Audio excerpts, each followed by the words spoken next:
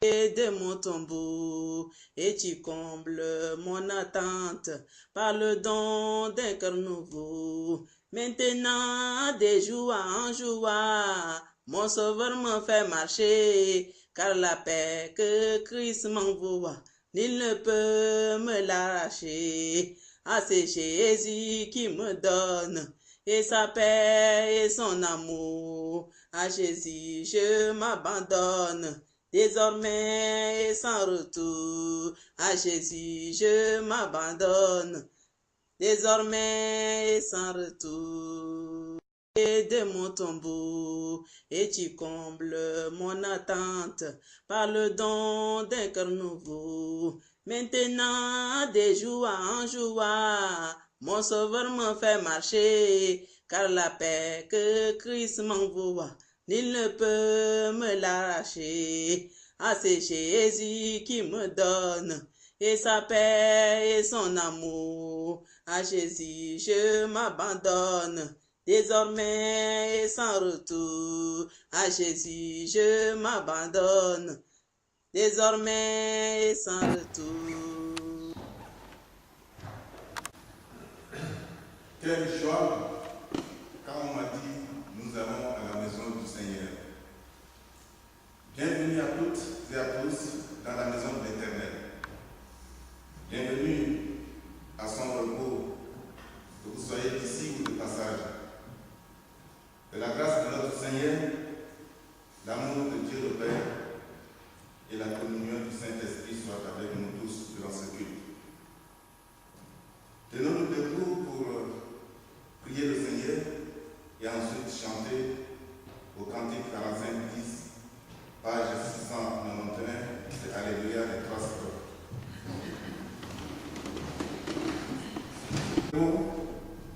Jour de joie pour tous, ta parole est la vérité. Donne-nous aujourd'hui ton Saint-Esprit et sanctifie-nous par la vérité. Amen.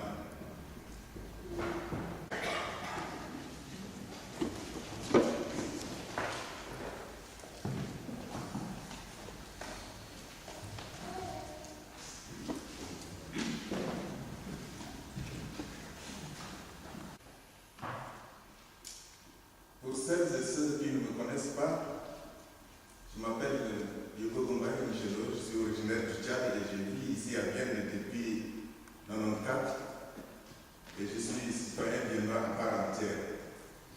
Je suis ici dans le cadre de la formation de prédicateur laïque auquel j'ai pris part 2 ans maintenant et c'est dans ce cadre que je prêche ici. Et si vous voyez aujourd'hui qu'on est en train de filmer, ça veut dire que la commission de stage du Conseil synodal devrait avoir l'image de ce culte pour son appréciation et au but de cela qu'ils vont m'assermenter pour être prédicateur laïque. Donc ne vous gênez pas pour la caméra. Les Néerlandais appellent le dimanche la dîme de Dieu. Le dimanche, le jour de repos, c'est la dîme de Dieu. C'est que les Hollandais vivent sous la menace permanente des eaux de la mer. Et la dîme, pour eux, c'est une protection. La dîme leur permet de contenir la fureur submergente des eaux de la mer.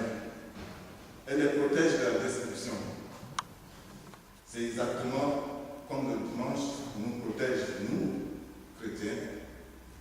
Il nous protège et retient pour nous contre vents et marées, les vagues furieuses du capitalisme mondial qui menacent le christianisme et la foi chrétienne, y compris l'Église dans son entier.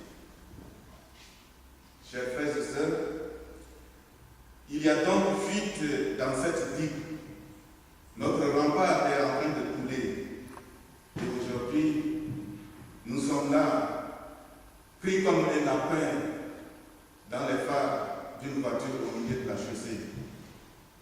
Tétanisés, immobilisés, les chrétiens ne savent pas trop quoi faire face à ce danger qui arrive. Chers frères et sœurs, il y a des fuites aujourd'hui dans notre vie. Notre protection le dimanche, le jour de repos, est menacée par les idéologies de travailler plus pour gagner plus, y compris le dimanche. C'est que dans notre protestantisme libéral, force est de constater que nous faisons parfois beaucoup plus preuve de libéralité avec le 4e commandement que nous venons de lire, celui du sabbat. De sorte que s'il est bien une des 10 paroles confiées par l'Éternel à Moïse, qui est bafouée à l'Éternel par nos soins, c'est ces 10 commandements, et surtout le 4e. Et pourtant, cette demande d'observance du sabbat n'est pas une parole de qualité moindre. C'est une parole qui est aussi décisive que les autres, puisqu'il concerne le repos de l'homme. Venez à moi, vous tous qui peinez sous le poids du fardeau, et moi je vous donne le repos, a dit le Seigneur. Si déjà le repos que l'homme prend ou respecte lui fait partager la joie de Dieu à l'achèvement de la création, combien plus forte est que le repos que Jésus nous donne nous fera-t-il entrer dans la joie du Père devant son œuvre. Avec le repos du dimanche, c'est le Christ lui-même qui rythme par son esprit les travaux et les jours de notre vie de foi. C'est lui qui nous dit souvent, comme aux premiers disciples, reposez-vous un moment à l'écart. Et c'est encore lui qui nous donne toujours quelques grains à froisser lorsque nous constatons que notre route est longue et que l'étape est lointaine. Le sabbat ou le repos du dimanche pour nous, c'est donc un commandement de plus. Ce n'est pas un commandement de plus pour nous embêter, mais un commandement qui a son utilité. Il y a plusieurs fonctions très utiles pour l'homme dans l'observance du sabbat. La première fonction est physiologique. Le jour du Seigneur, parce qu'il est un jour de repos et un jour utile pour le corps, c'est un jour où l'on prend soin de sa carcasse, qui est un élément indispensable de la vie. De même que la nuit nous permet de se reposer avant d'agir, le repos du dimanche permet à notre corps de souffler, de respirer, de vider son compost et de se recharger d'énergie. La deuxième fonction du sabbat est psychique. Outre le repos du corps, eh bien le sabbat permet le repos de l'esprit. Dans ce sens, il est une méthode pour mettre en pratique cette recommandation de Jésus dans l'évangile de Matthieu. Ne vous inquiétez pas du lendemain, car le lendemain s'inquiétera de lui-même. À chaque jour suivi sa peine. Le repos du dimanche permet ici de nous libérer de la pression et de l'inquiétude du lendemain. La troisième fonction du sabbat, que nous appellerons aussi le repos du dimanche pour nous chrétiens, cette fonction est sociale.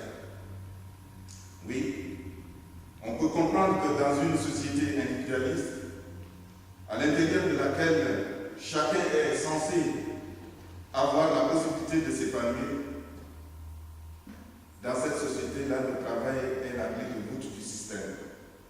C'est un peu comme si, au travers du travail, tout devenait possible. Le succès, la réalisation de soi, le bonheur. Bien sûr, le travail est une valeur essentielle de la vie, C'est une activité à travers laquelle on peut exprimer certains de ces aspects de sa personnalité, mais il ne saurait être l'unique valeur. Car s'il n'y a rien en dehors du travail, le sens de la vie s'appauvrit et on craque. Jésus l'a bien compris, lui qui avait interpellé Marthe, disant: Marthe, Marthe, tu t'inquiètes et tu t'agites pour tant de choses. Une seule chose est nécessaire. Marie a choisi la bonne part. Oh, loin de moi l'idée de faire ici l'éloge de la faculté ou l'encouragement de la loisiveté. C'est pour dire simplement que l'interpellation de Marthe nous invite ici à distinguer entre deux vies, la vie du travail et la vie du repos. La vie dans les soucis et la vie dans la béatitude. Elle nous invite à distinguer notre œuvre de nos actions et de notre travail. L'action prend fin quand une œuvre est achevée, mais le travail, lui, tourne sans cesse et parfois ne conduit nulle part. Marthe l'a bien appris à ses dépens, car à un moment donné, elle n'en pouvait plus. Elle a craqué. Chers frères et sœurs, pour nous, pour que le travail ait du sens, il nous faut prendre le temps de contempler le fruit de notre action. Pour cela, il faut savoir s'arrêter un temps, avoir le temps de prendre de la distance, non seulement pour vider son compost et se ressourcer, mais aussi et surtout pour créer autre chose que du profit. Car le travail ne crée pas des liens intersubjectifs. Dans le travail, l'autre n'existe que dans le concept d'utilité. Il faut travailler, certes, mais aussi aimer, avoir une vie de famille. Car c'est là que se réalise une partie de son lien avec l'autre. C'est là, hors du profit, que le travail est nécessaire. Et le dimanche, le jour du Seigneur, notre digue est faite pour cela. Rappelle-toi cette digue. Rappelle-toi de ces jours et protège-le contre les vagues furieuses de la productivité. Rappelle-toi aussi que cette digue, qu'il soit appelée le sabbat ou le dimanche, est l'un des 10 commandements de notre Seigneur. S'en souvenir et l'honorer apporte de plus grands services à l'homme. Le sabbat a été fait pour l'homme. Et le bien de l'homme que Dieu avait à l'esprit, c'est le repos. Est-il quelque chose que nous avons encore besoin de plus? Partout aujourd'hui, il y a des troubles. Il y a des troubles dans l'Église. Il y a des troubles dans la famille. Il y a des troubles dans l'âme du croyant. Le stress, la dépression, la peur de perdre son emploi, l'inquiétude du lendemain, la séparation, le divorce, tant de troubles, tant de menaces qui viennent nous assaillir. Alors au-delà de cette menace, une question de conscience se pose à nous chrétiens. Jusqu'où va la responsabilité politique des chrétiens qui doivent savoir dire non quand il le faut, par exemple, lors des consultations électorales pour la généralisation de l'ouverture des commerces le dimanche? Non. Le lien social est suffisamment délimité comme ça dans nos sociétés pour ne pas aggraver cette déficience dont beaucoup de nos contemporains se plaignent. Avoir un jour, le même jour pour tous, non négociable, où nous pouvons nous rencontrer en famille, entre amis, se détendre ensemble, prier ensemble,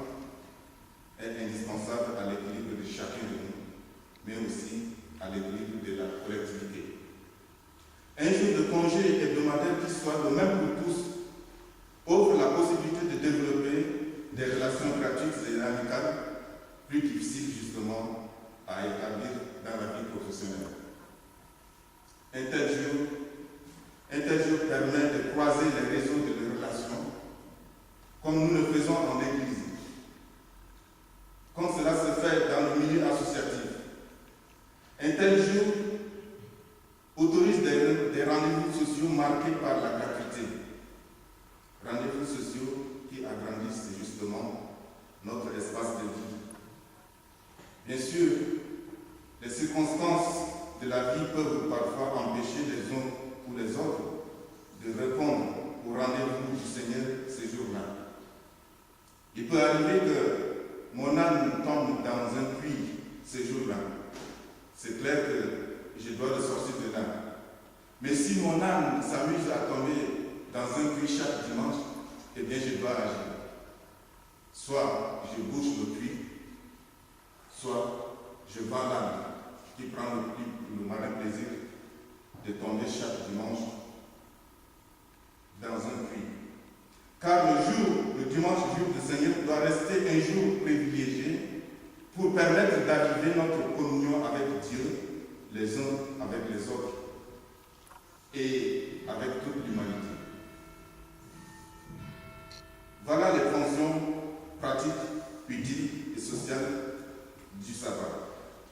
Mais du point de vue théologique, le sabbat est relié, comme vous le savez, à l'acte créateur de Dieu tel qu'il est raconté dans les premiers versets de la Genèse.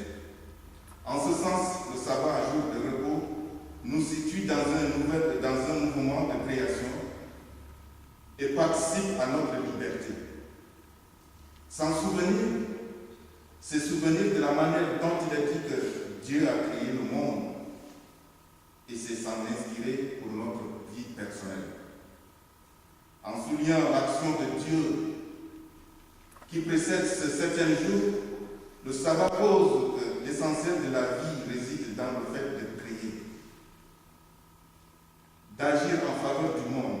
Autrement dit, le sabbat n'a pas pour fonction de nous faire sortir du monde,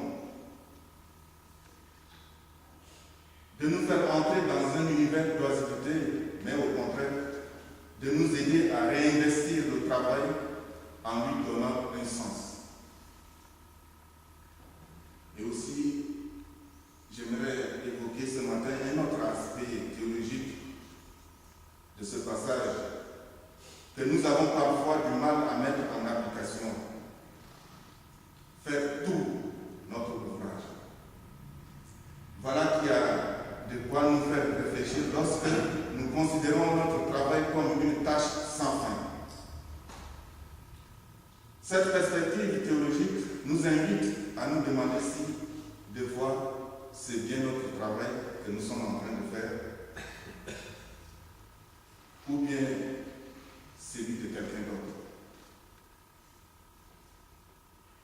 Si nous ne finissons jamais notre travail, c'est peut-être parce que ce n'est pas notre travail que nous sommes en train de faire, mais celui qui aurait pu être fait par quelqu'un d'autre. C'est quelqu'un d'autre qui justement se trouve sans travail. Faire tout ton travail. Cette parole mise en lien avec la dynamique créatrice initiée par Dieu nous invite doublement. Elle nous invite à réinvestir le travail comme un lieu digne de notre engagement, mais aussi à donner un sens. Non. Nous ne sommes pas justifiés par nos œuvres, et ce n'est pas en se vouant intégralement au travail qu'on réussit mieux sa vie. Le repos du dimanche, en posant une limite au travail, nous prévient que le travail pour le travail n'est pas l'horizon vers lequel le Seigneur nous appelle. Tu travailleras 6 jours et tu feras tout ton ouvrage. C'est aussi une mise en garde contre un mal qui nous guette. Ne pas finir ce que nous entreprenons. Or, le travail, pour avoir un sens, doit être limité, séquencé dans le temps, se fixer un but. se donner les moyens de l'attendre et une fois le but atteint, marquer un coup d'arrêt. Les Hébreux qui marchaient dans le désert ne marchaient pas pour le plaisir de la randonnée. Le Conseil fédéral qui chaque été fait sa course d'école ne la fait pas par nostalgie. Les Hébreux, une fois en terre promise, célébraient leur entrée par la fête des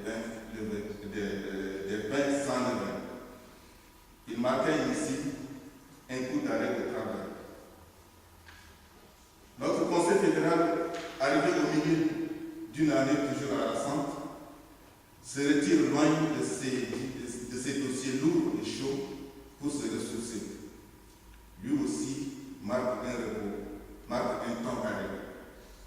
Dans tous les cas, il s'agit de scanner le quotidien et se rappeler que ce n'est pas le travail pour le travail qui nous anime, mais que le travail doit être au service d'un projet de vie. Un projet de vie qui doit se décomposer en une série de projets dont nous sommes les acteurs. C'est aussi la liberté de l'homme par rapport à ses addictions. Se souvenir que le peuple hébreu a été esclave au pays d'Égypte et que c'est l'Éternel qui en a libéré, c'est inscrire ainsi le sabbat dans le profil de la liberté à laquelle Dieu nous appelle. Parce qu'il a libéré son peuple de l'esclavage pour ne pas qu'il vienne se jeter dans les bras du premier venu, du tyran. Dieu n'a pas libéré l'homme pour le soumettre ensuite à la tyrannie du milieu des finances ou de la productivité. Le sabbat, jour de repos, est un commandement de liberté donné à l'homme. Il est connecté à la question de la liberté que nous offre l'Éternel. Il nous aide ainsi à rester libres en nous permettant d'évaluer à l'occasion nos dépendances. Il nous aide aussi à prendre conscience que parfois, ce sont nos possessions qui nous possèdent ou qu'il y a des contraintes de la vie quotidienne qui nous tiennent lieu de pain quotidien. Le sabbat, jour de repos, nous permet de faire le tri et le cas échéant de se séparer des encombrants. Il est fait pour nous libérer de ce qui nous rend prisonniers et captifs. Pour nous, il est même au cœur de notre foi, de la foi chrétienne.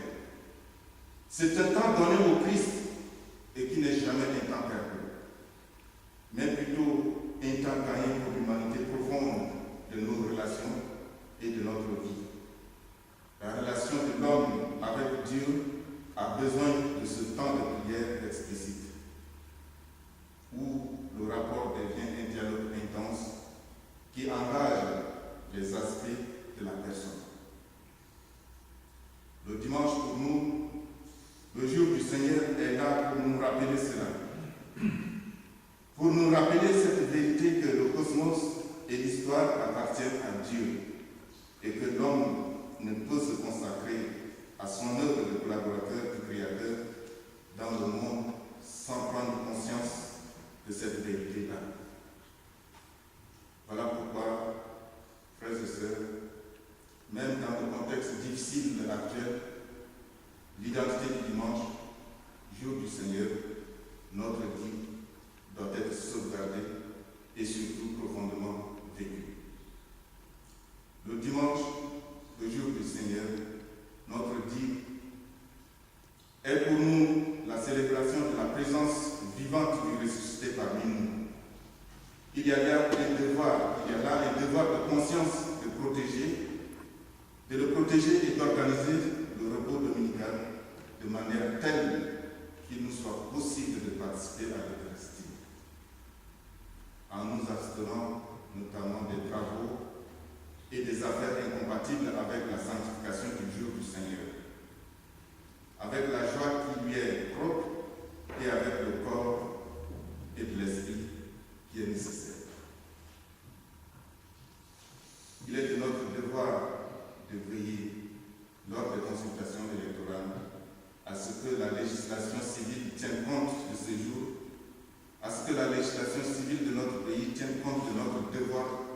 de respecter